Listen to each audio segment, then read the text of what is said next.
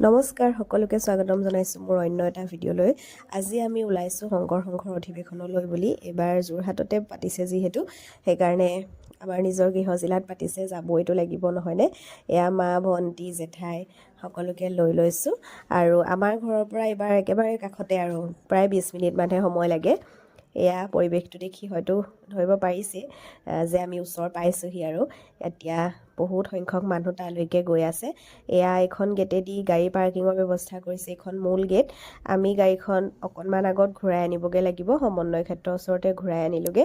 তাৰ পাছত আমি গাড়ী য'ত পাৰ্কিঙৰ ব্যৱস্থা কৰিছে সেইফালেদিয়ে সোমালোঁ। মূল গেটেদি সোমাবলৈ বৰ ইচ্ছা আছিলে, তাত যিহেতু সকলোৱে এনেকৈ আদৰি নিয়ে, কিন্তু গাড়ী যিহেতু তাতে পাৰ্কিং কৰি ৰাখিলোঁ আৰু সেইফালেদিও যাব পৰা সুবিধা আছিলে কাৰণে আমি সেইফালেদিয়ে গুচি গ'লোঁ। এয়া দেখিছেনে কিমানখিনি মানুহ এই পালেহিয়ে। মানে আমি যাওঁতে বৰ বেছি সময়ো হোৱা নাছিলে দেই, 11টামানহে বাজিছিলে, তেতিয়াই ইমানখিনি ভিৰ। আৰু সেইদিনা প্ৰথমটো দিন আছিলে, তথাপিও মানুহৰ ভিৰ আছে। বাকী কেইদিন কিমান ভিৰ হ'ব অনুভৱ কৰকচোন। এয়া আমি এফালেদিয়ে গুচি আহিলোঁ আৰু এনেকেই যিহেতু পথাৰত পাতিছে সেইকাৰণে বহুতকেইটা ৰাস্তা আছে যাব পৰা। আমি আহি পেলাই নি য'ত মূল সভা অনুষ্ঠিত কৰে সেই সভাটো চালোহি, মণ্ডপটো। তাৰপাছত সেয়া দেখিছেনে কিমান বিশাল সভা আৰু ইমান ডাঙৰ পথাৰত, মানে কিমান ডাঙৰ অঞ্চল জুৰি পাতিছে, মানে চাই শেষেই নহয়, ইমানেই ডাঙৰ। আৰু এয়া হৈছে মূল বেদী, ইয়াতে 35খন জিলাৰ 35খন পতাকা উত্তোলন কৰে। এয়াও খুব ধুনীয়াকৈ সজাইছে, এয়াও চালোঁ। তাৰপাছত আমি এইফালে শিবিৰটো অকণমান চাওঁ বুলি ভাবিছোঁ। শিবিৰখিনি চাই মই খুব ভাল পাওঁ। এবাৰ সৰু থাকোঁতে আমি থাকিবলৈ গৈছিলোঁ চৰাইদেউত পাতোঁতে। মই তেতিয়া বহুত সৰু, কিন্তু মোৰ সেই অনুভৱখিনি আজিও মনৰ সজীৱ হৈ আছে। ৰাতি থাকিছিলোঁ আৰু এনেকুৱা বৰষুণ দিছিলে ৰাতি, একদম পলাই মানুহ এঘৰত আছিলোঁগৈ দৌৰি দৌৰি মায়ে কোচত লৈ। কিন্তু মোৰ এতিয়াও সেই বস্তুখিনি মনত আছে, কিন্তু খুব ভাল লাগে, সেই অনুভৱখিনিও ভাল লাগে। তাত সেইকাৰণে থাকিবলৈ খুব মন আছিলে, কিন্তু থাকিব নোৱাৰিলোঁ বাৰু। আৰু এইটো হৈছে ভোজনালয়, ইমান ডাঙৰ ভোজনালয়, কিমান মানুহ মানে একেলগে 15,000মান মানুহে একেলগে খাব পৰা ব্যৱস্থা কৰিছে। আৰু এইখিনি গোটেইখিনি সৰুকৈ দেখিছে যে এইখিনি গোটেইখিনি শিবিৰ। ইয়াতে প্ৰতিখন জিলাৰ মানুহৰ বাবে একোটাকৈ শিবিৰ পাতে, একোটা নহয় কেইবাটাও দেখিছোঁ, এখন জিলাৰে কেইবাটাও শিবিৰো দেখিছোঁ। তেনেকৈ প্ৰত্যেকখন জিলাৰ কাৰণে এনেকৈ ব্যৱস্থা কৰি দিয়ে ভকতসকলক থাকিবৰ বাবে। আৰু তেওঁলোকে সেই 4 দিন ইয়াতেই থাকে। তেওঁলোকে কিন্তু সেইটো কষ্ট বুলি নাভাবে, মানে ইয়াত থকাটো এনেকৈও যদি থাকে, এনেকৈ থাকিলেও কিন্তু সেইটো তেওঁলোকে কষ্ট বুলি নাভাবে। কাৰণ ইয়াত যিখিনি মানুহ আহে, যিখিনি মানুহ জড়িত, সেই মানুহখিনিয়েহে আচলতে ইয়াৰ অনুভৱখিনি বুজি পায়। সেই মানুহখিনিৰ কাৰণে এই 4 দিন কি হয় সেইটো ময়ো বুজি পাওঁ সেই বস্তুখিনি, কাৰণ আমি সৰুৰ পৰাই যিহেতু জড়িত সেইকাৰণে। আৰু আমিও সেই সৰুতে যে থকাৰ অনুভৱখিনি, সেইখিনি মোৰ মনত আজিও সজীৱ হৈ আছে। সেইকাৰণে আচলতে আমি ইয়াত বহুত বেলেগ ধৰণৰ এটা সুখ অনুভৱ কৰোঁ, মানে অধিৱেশনবিলাকত, আৰু বহুত হেঁপাহেৰে ৰৈ থাকোঁ আচলতে। বহুত দূৰ হ'লে যাব নোৱাৰোঁ, সেইটো হয়, কিন্তু ওচৰে পাঁজৰে হ'লে নোযোৱাকৈ কিন্তু নাথাকোঁ। এয়া আমি ভোজনালয়ত সোমালোঁ, আৰু সেইদিনা মানুহ যিহেতু কম আছিলে, বৰ বিশেষ সময় ধৰি আমি লাইন পাতিবলগীয়া হোৱা নাছিলে। কিন্তু বাকী কেইদিন বহুত বেছি দীঘল লাইন, তথাপিও কিন্তু এই ভকতসকলে ঘণ্টা জুৰি লাইন পাতি হ'লেও এই প্ৰসাদখনৰ সোৱাদ লয় মানে। আৰু ইয়াত মানে এই অন্নমুঠিৰ সোৱাদটো তেওঁলোকে বুজি পায়, আৰু যিসকলে খায় সেয়া তেওঁলোকে প্ৰসাদ বুলিয়ে ভাবে। আৰু যিহেতু ইমানখিনি মানুহৰ কাৰণে দিনে নিশাই কষ্ট কৰি আইসকলে বাপসকলে বনায়, সেইকাৰণে সেইকণটো অমৃতৰ সমানে হ'ব, প্ৰসাদেই হ'ব। সেইকাৰণে আৰু তেওঁলোকৰ কষ্টখিনিক মানে সন্মান কৰোঁ আৰু দেই, বুজি পাওঁ, যিহেতু ইমানখিনি মানুহৰ কাৰণে বনোৱাটো সহজ নহয়, দিনে নিশাই কষ্ট কৰি তেওঁলোকে বনায়।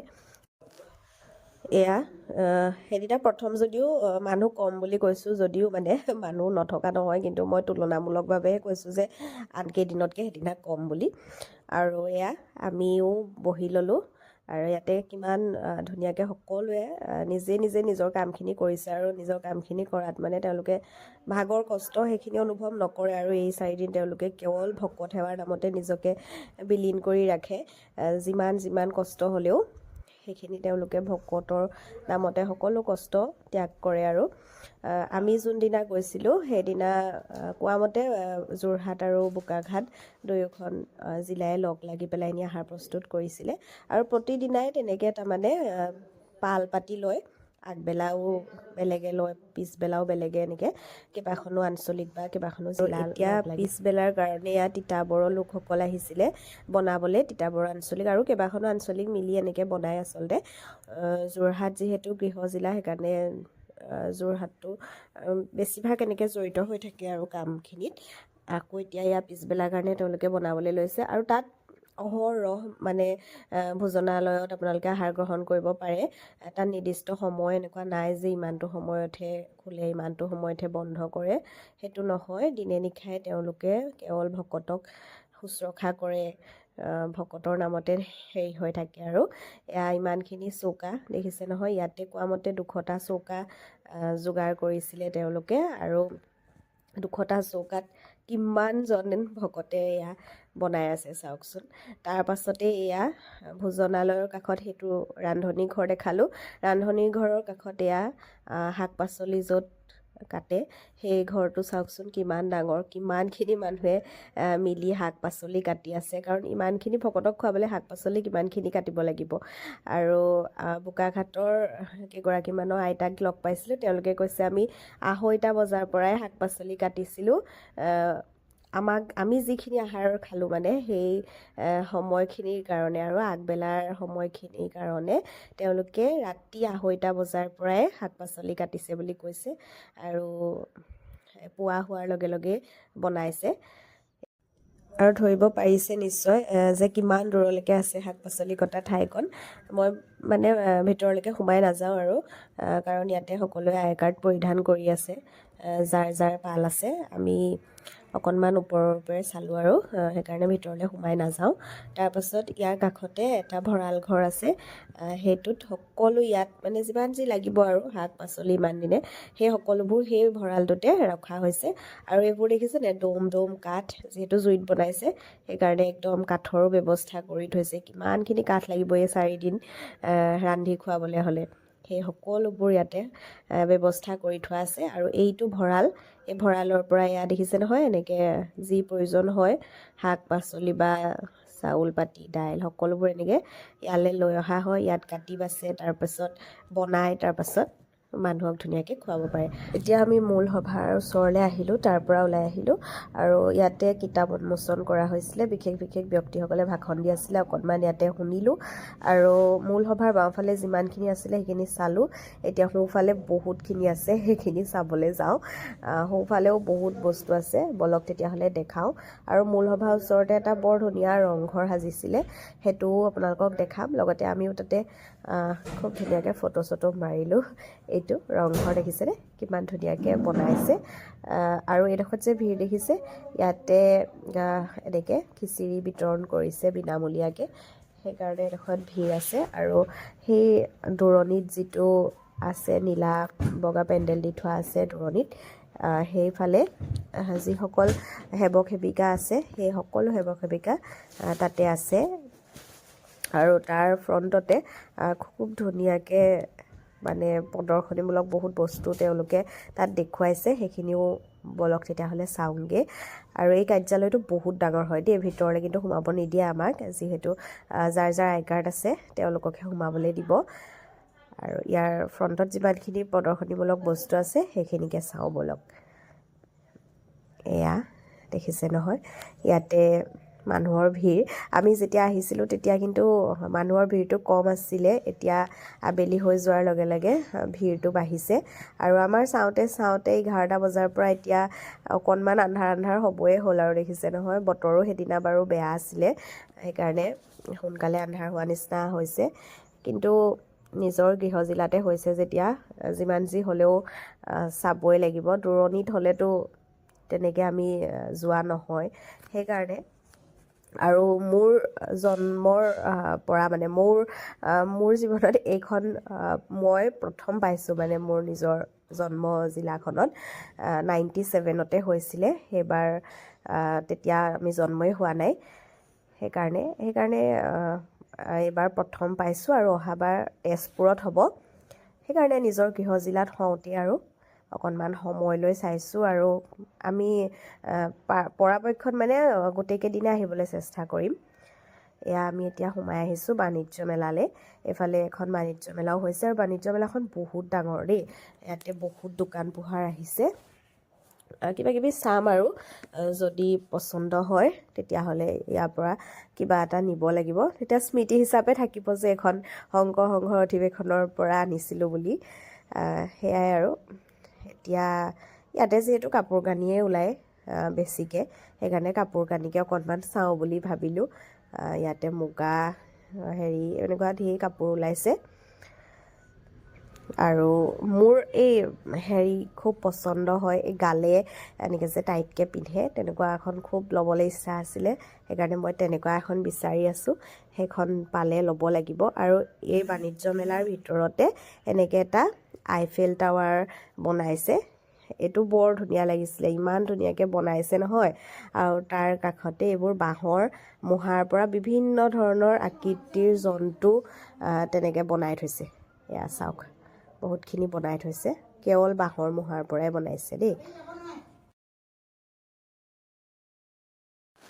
এতিয়া আমি অকণমান বজাৰৰ ফালে আহিলোঁ আৰু এইখন আহিছে কাঁহৰ পিতলৰ বস্তুৰ দোকান চকু পৰিলে এই মৰম লগা চামুচ কেইখনলৈ তেওঁলোকে বাৰু সুধোতে প্ৰথমতে কাঁহৰ বুলি ক'লে আৰু সেইকাৰণে আমিও ল'লোঁ 3খন কিন্তু পিছদিনা আৰু এখন দোকানত সুধোতে এইখন বোলে কাঁহৰ নহয় বুলি ক'লে পিতলৰ বুলিহে ক'লে নাজানো আৰু লৈ ল'লোঁ তাৰপাছত এনেকৈ কিতাপো ল'লোঁ 2খন আৰু এই দোকানখন যে ইমানেই ধুনীয়া ধুনীয়া বস্তু উলিয়াইছে নহয় বিৰাট ধুনীয়া পচন্দৰ বস্তু আমাৰ যিখিনি সংস্কৃতিৰ লগত জড়িত সেই বস্তুখিনিকে ইমান ধুনীয়াকৈ তেওঁলোকে উপস্থাপন কৰিছে দেখি খুব ভাল লাগিলে লোৱা নাই বাৰু একো তাৰপাছতে এয়া চাওকচোন এইটো ইনষ্টাগ্ৰামত যে ভাইৰেল হৈ থাকে সঞ্জীৱনী প্লাণ্ট পানীত দি দিলে এনেকুৱা হৈ যায় বুলি নাজানো আৰু কিমান দূৰ সঁচা নাই লোৱা বাৰু তাৰপাছতে এইখন দোকানলৈ আহিলোঁ ইয়াতে এনেকুৱা টচৰ গামোচা কাপোৰ বৰ ধুনীয়া ধুনীয়া আছে সেইকাৰণে মায়ে এখন ল'লে পাপাজীৰ কাৰণে টচৰ গামোচা ফুলটো বৰ ধুনীয়া কপৌ ফুল থকা আৰু মই যে কৈছিলোঁ গালে ল'ম বুলি সেইকাৰণে এতিয়া আহিছোঁ গালে ল'বৰ কাৰণে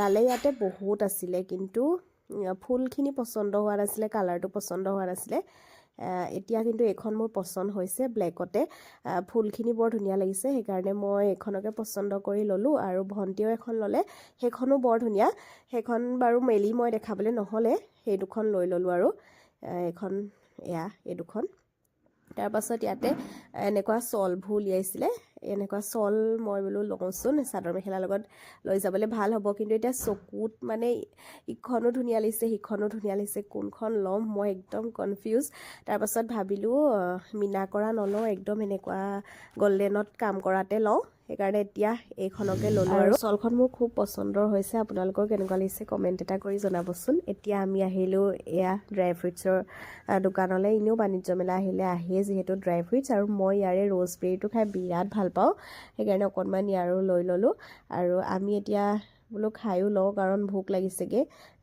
দিনতে খোৱা আৰু সেইকাৰণে এতিয়া ইয়াতে খাই ল'লোঁ চাওমিন মাহঁতেও বেলেগ কিবা খাব ৰুটি চব্জি খাব সেইকাৰণে মাহঁতে বেলেগত খালে আৰু মই চাওমিন খালোঁ এনেকৈ ভণ্টিহঁতেও খালে বেলেগ কিবা কিবি খাই বৈ আমি এতিয়া অকণমান বাহিৰ মানে এই গেটৰ ফালে ওলাই আহিছোঁ আৰু মূল গেটৰ ফালে এতিয়াও বহুত সময় হ'ল প্ৰায় 10টামান বাজিলে কিন্তু মানুহৰ ভিৰ কমা নাই দেখিছেনে কিমানখিনি মানুহ আছে আৰু ইয়াৰ দোকানবিলাকত চবতে ভেজেই পায় দেই সেইকেইদিন একদম ভেজ পূৰা আমিও সেয়া খাই বৈ এতিয়া আহিলোঁ নামঘৰ ভাগ চাওঁ বুলি কাৰণ আমি যিহেতু যাওঁতে মেইন গেটেদি নগ'লোঁ আৰু নামঘৰ ভাগ মেইন গেটৰ কাষতহে আছিলে সেইকাৰণে আমাৰ নামঘৰ ভাগ চাবলৈ থাকিয়ে গ'ল এতিয়াহে আহিছোঁ নামঘৰ ভাগ চাবলৈ আৰু সেৱা এটা ল'বলৈ আমি চেণ্ডেল টেণ্ডেল খুলিহে গৈছোঁ দেই আৰু দুয়োফালে ইমান ধুনীয়াকৈ ফুল চুল সজাই থৈছে আৰু নামঘৰ ভাগ দেখি মোৰ চবতছে মানে একদম ভাল লাগিলে কেলে একদম যে মাটি আজিকালি যিহেতু নামঘৰবোৰ সকলোতে পকা টাইলছ লগোৱা সেই আগৰ পৰিৱেশটো মানে নাই কিন্তু তাত মানে গৈ সেই একদম আগতে নামঘৰলৈ যাওঁতে যেনেকুৱা লাগে পৰিৱেশটো চাওকচোন মোৰ একদম তেনেকুৱা লাগিছে মানে ইমান ভাল লাগিলে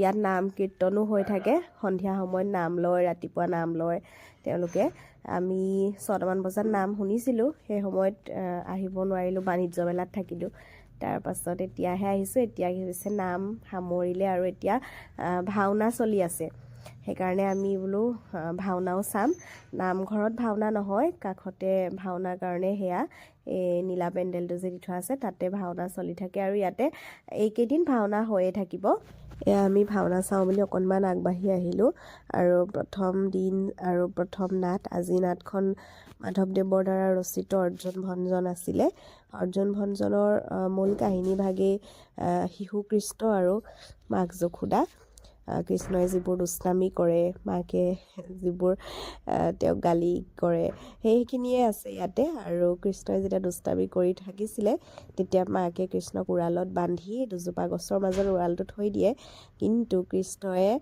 সেই দুজোপা গছো উভালি পেলাবলৈ সক্ষম হয় আৰু সেই দুজোপা গছ সাধাৰণ গছ নহয় সেয়া কুবেৰৰ দুটা পুত্ৰ আছিলে আৰু তেওঁলোকে কৃষ্ণৰ হাতত মুক্তি লাভ কৰে এয়াই অৰ্জুন ভঞ্জনৰ মূল কথা আৰু এইখন নাটক অংকীয়া নাট হিচাপে হৈ আছে ইয়াতে যিকেইখন পাতে গোটেইকেইখন অংকীয়া নাটেই হয় এয়া আপোনালোককো মই অকণমান শুনাওঁ বুলি ভিডিঅ'টো মই এতিয়া ভইচ অভাৰ নকৰোঁ আপোনালোকে অকণমান শুনিব এয়া